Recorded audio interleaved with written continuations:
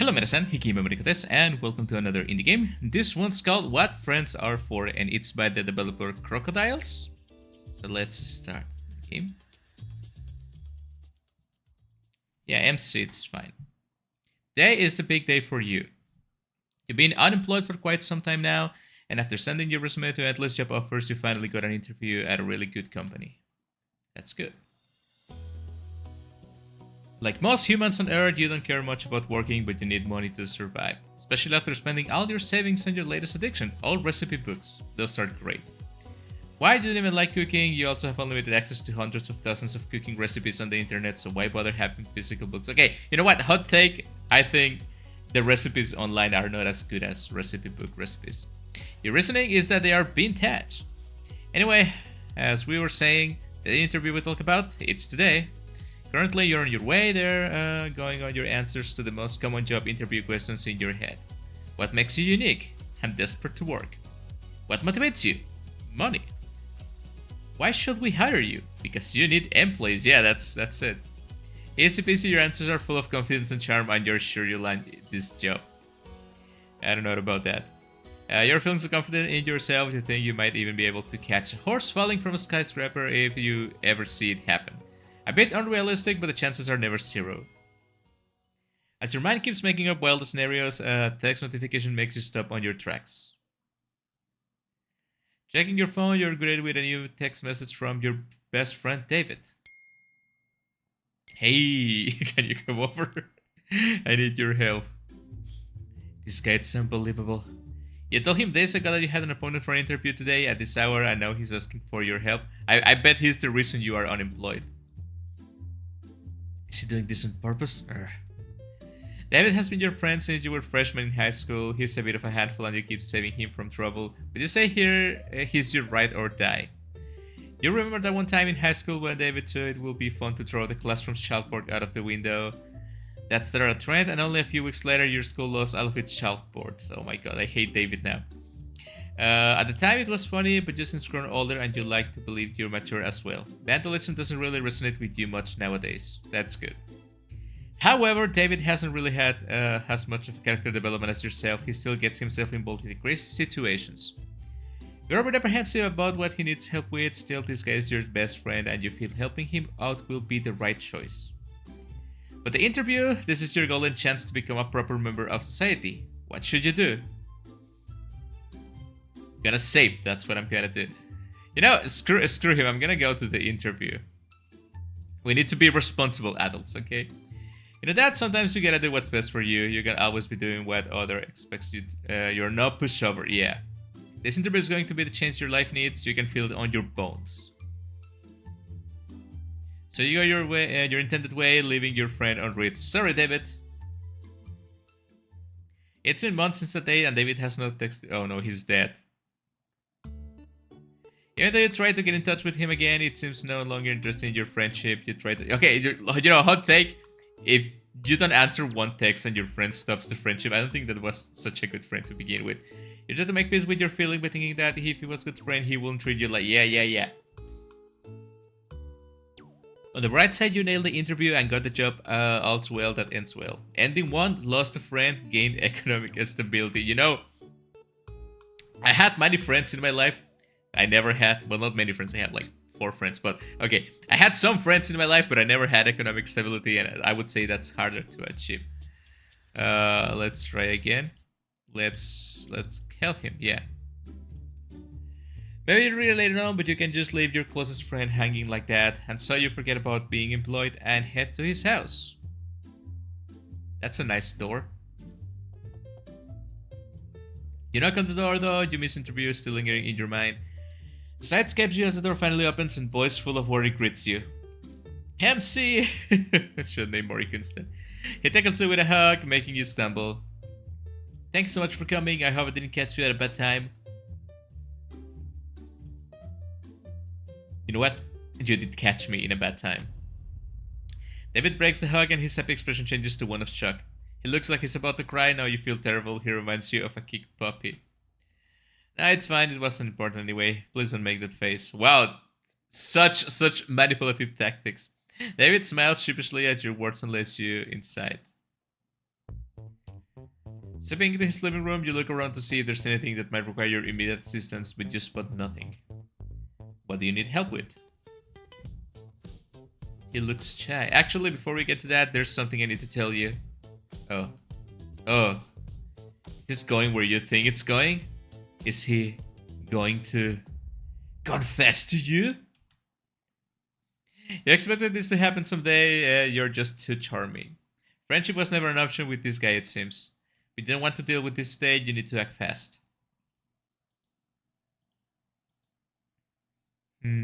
Reject him right away. Wait, well, but what if it's not confessing to me? Reject him right away. I'm already in love with someone else. The word rushed out of your mouth without a second thought. That's great, I think. You look confused. Did you make a mistake? Uh-oh, I made a mistake. You're rather embarrassed to ask for clarification. Maybe I should change the topic. Before you can start talking about your all-recipe books collection. He speaks first. So, who are you in love with? Why do you care, bro? Bro. You're the one who started talking about that.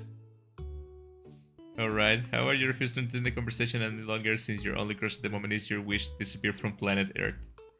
More awkward as silence fills the room, you just want to curl up and die. Thankfully, David speaks up first once again. Should I finish what I was saying before? Yes. What I needed to tell you is that the thing I need to help with is very out of the ordinary. It's something I never had to deal with, and I don't want you to be too surprised because of it. So I just want to ask you, please trust me, right? Alright? Confessing one's feelings can't be this serious.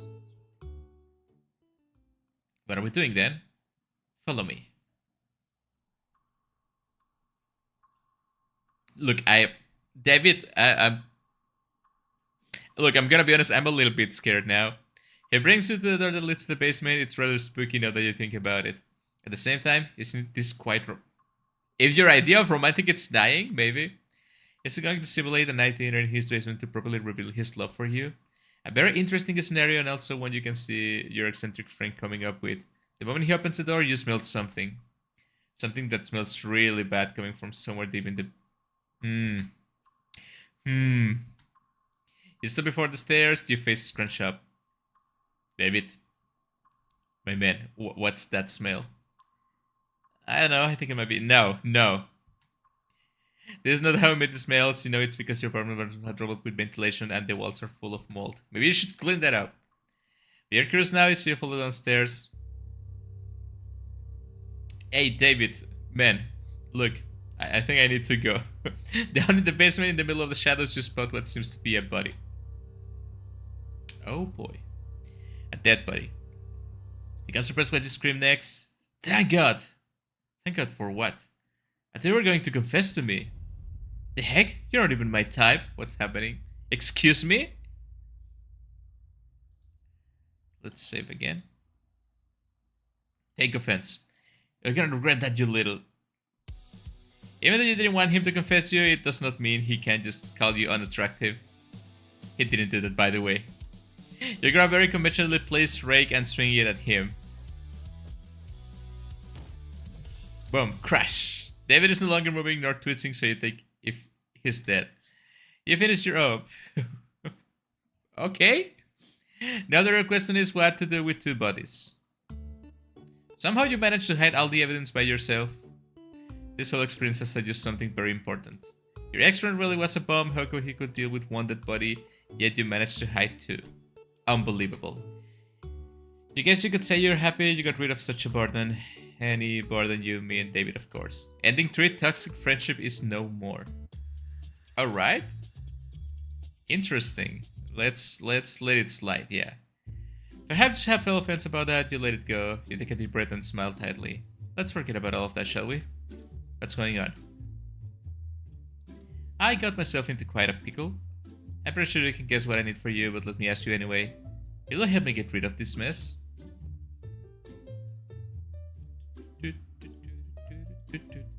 No, you do it yourself. Your relationship with them, you don't want to be an accomplice to a crime. It seems to have been caught off guard by your answer. But why? I don't get it. You always help me out no matter what. Dude, be serious. You're asking me to help you hide a murder? Well, I guess I have to get rid of you too. David reaches out to you, but you dodge him. Run! Before you could touch the door, David grabs you by the back of your collar and pulls. You lose your balance and with much support falls down the stairs. Oh no, I'm dead now. You hit your head and you feel yourself expire. You died. And with the family gag pose. Yep, that's how you died. Not by your friend's hands. Well, technically you did die by your hands, but it was an accident. Even David regrets having made such a mistake. That's just how much sometimes your friend kills you with a knife, sometimes it makes you stumble back and break your neck. Isn't friendship amazing? Ending 5, at least you're no longer a doormat. Okay, let's try that again. Let's help you then. Are you always so wasteful? Don't care about the guy your friend murdered, you care about how much of a waste this is. You approach the body, inspecting the wounds and the damaged parts. We could take that and use that. What? What are you mumbling about? This is a great business venture. We'll get rich if we sell this guy's organs. Well, I guess there's no crying over spilled person. He's been dead for a while. Then let's get someone new.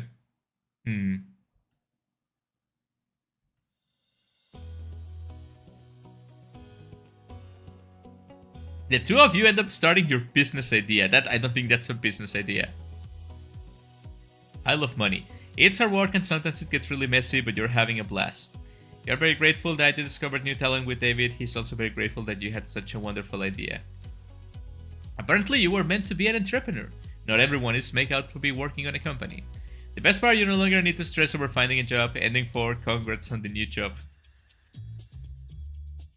Okay, so it's helping him and not helping him. Then, man, I forgot which. I already did this once. I need to. Wait. I cannot load. Okay, I can load now. It was this one. You need to prepare mentally first. Yeah. Wait, before we continue this combo, could I use the bathroom?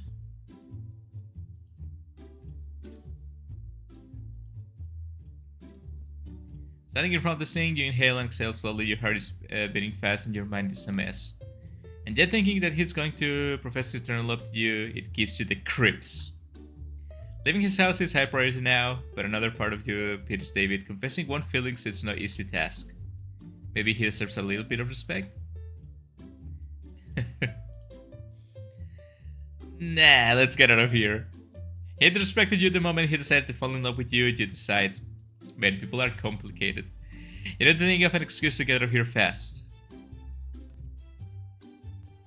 Having left the bathroom, you make your way to the living room. David is still waiting for you, and he turns around when he hears his steps. You avoid making eye contact with him, nervous to a fault. David, I'm sorry, but I need to go. Something terrible happened. What happened? My mom texted me. She said my dog just ate all of my recipe books.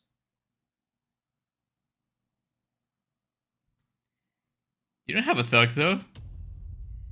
Well, that just tells me how little you actually care about me. He's not wrong, you don't have a dog, but you are not going to back off now. So you might as well gaslight him. Yeah, gaslight him. If you care a little bit about my personal life, you know I have a 5-year-old Pomeranian male pup.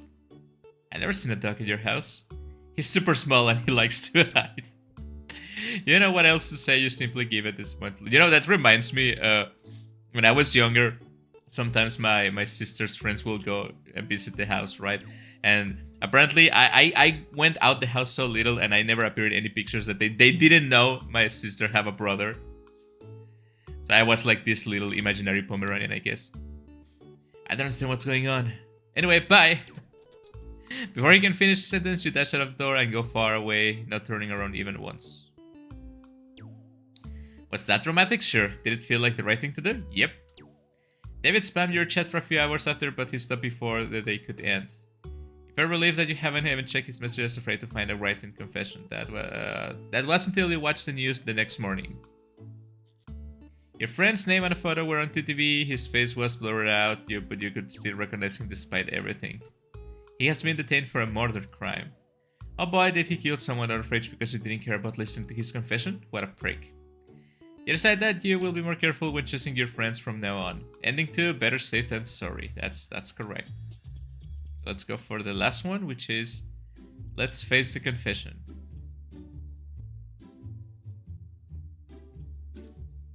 You leave the bathroom and walk back into the living room, grimacing when you see David. Before he notices your reaction, you change it to a poker face. Everything okay? So, you were saying? It's just the thing in the hill is very unique.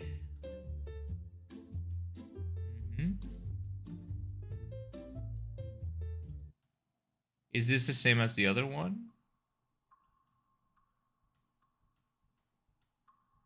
I think this is...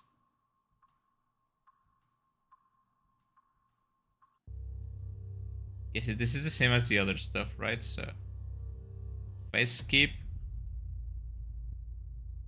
let it slide, and then I skip.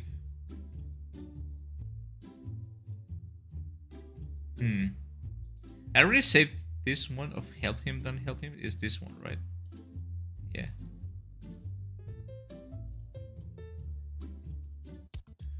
Yeah, and he kills me, right? I think that's all the endings. I don't think I miss anything. Let me just double check on the itch.io page. It says, having friends is a blessing, especially when you need their help. A super short multiple choice vision novel. I made this just to learn and understand the REMP engine better. That's good. It's 10-15 minutes. It took me 16 minutes, so I'm a terrible player. 5 endings and CGs. Very nice. A very delusional genderless MC and a very silly guy friend. Alright. So I think that will be all for the game. Really, really nice, really cute. I love it. For what I can see, it's the first game of the developer.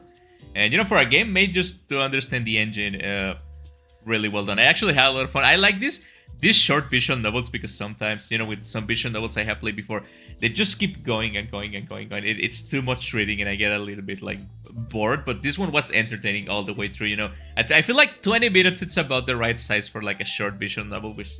It's about the time of this one. I like the multiple endings. It's very silly. The illustrations are really nice. I actually like this main menu screen a lot, you know, because you can see like the hand and maybe blood and you know what's happening.